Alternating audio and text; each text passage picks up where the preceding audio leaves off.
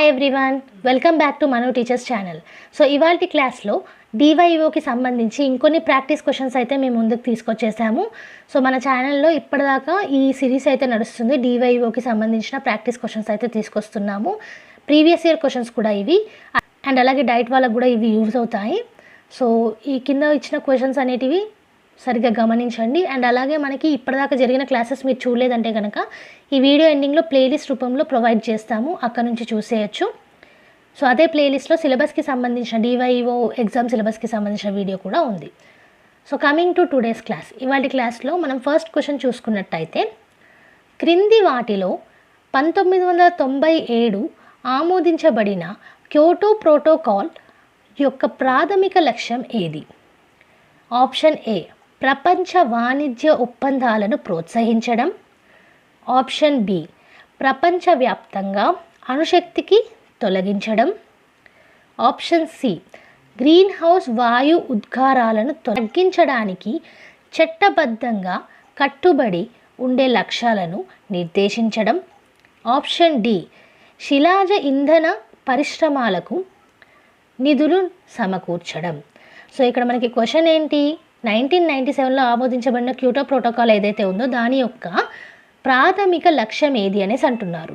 మీరు చూసుకున్నట్టయితే option C అనేది మనకి ప్రాథమిక లక్ష్యం అవుతుంది, విచ్ ఈస్ గ్రీన్ హౌస్ వాయు ఉద్గారాలను తగ్గించడానికి చట్టబద్ధంగా కట్టుబడి ఉండి సో వాటి యొక్క లక్ష్యాలను నిర్దేశించడం అన్నమాట. ఓకే, సో ఫస్ట్ క్వశ్చన్కి ఆప్షన్ సి అనేది కరెక్ట్ ఆప్షన్. నెక్స్ట్ మనం సెకండ్ క్వశ్చన్ చూసుకున్నట్టయితే, NEP 2020 ప్రకారం ఉపాధ్యాయులు ఏ తరగతి వరకు మాతృభాష లేదా ప్రాంతీయ భాషలో పాఠాలు బోధించగలరు? ఆప్షన్ ఏ, తరగతి 6.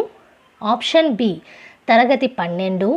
ఆప్షన్ సి, తరగతి 5. ఆప్షన్ డి, తరగతి 10. సో మనం చూసుకున్నట్టయితే లాస్ట్ క్లాసెస్లో కూడా మీకు చెప్పాను, NEP 2020 గురించి పూర్తిగా నేర్చుకొని ఉండండి.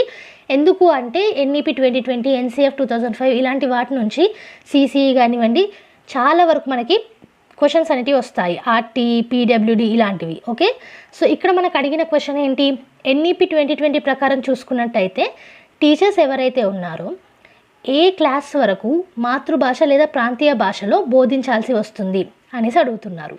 సో ఆప్షన్ ఏ తరగతి 6, క్లాస్ 6 అన్నారు. Option B class 12. Option C class 5. Option D class 10. So దీనికి కరెక్ట్ ఆప్షన్ ఏంటంటే క్లాస్ 5, తరగతి 5 వరకు ఖచ్చితంగా మాతృభాష లేదా ప్రాంతీయ భాషలో బోధించాల్సి ఉంటుంది. నెక్స్ట్ థర్డ్ క్వశ్చన్ చూసుకున్నట్టయితే, ప్రస్తుతం ఉన్న PWD చట్టం 1995ని వికలాంగుల హక్కుల RPWD చట్టం 2016గా మార్చారు. ఇందులో వైకల్యాల రకాలకు డాష్కి పెంచబడ్డాయి.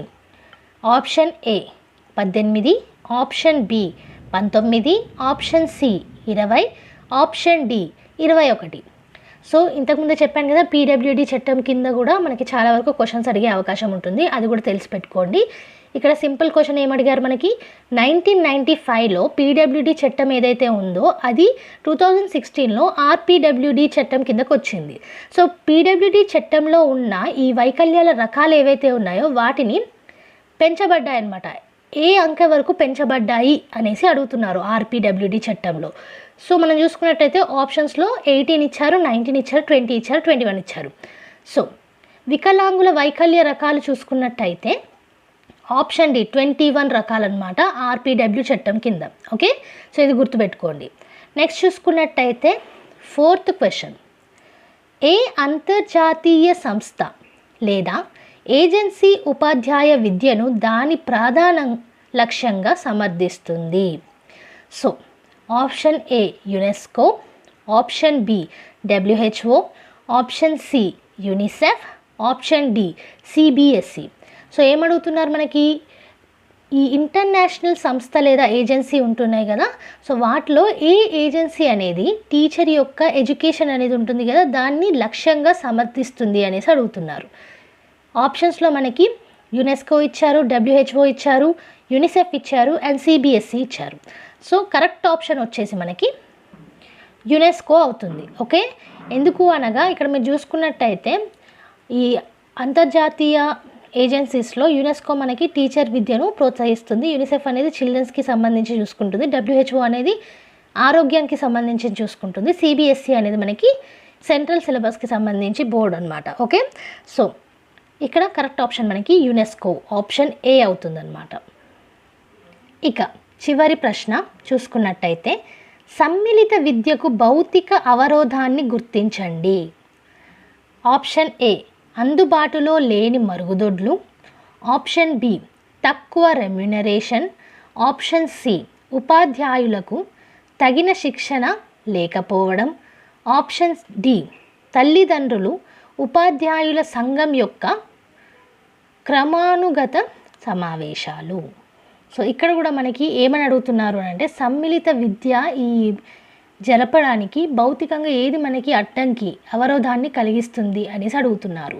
చూసుకున్నట్టయితే ఆప్షన్ ఏ కరెక్ట్ అవుతుంది. అందుబాటులో లేని మరుగుదొడ్లు అంటే మనకి శానిటరీ ఈ బాత్రూమ్స్ అనేటివి లేకపోవడం.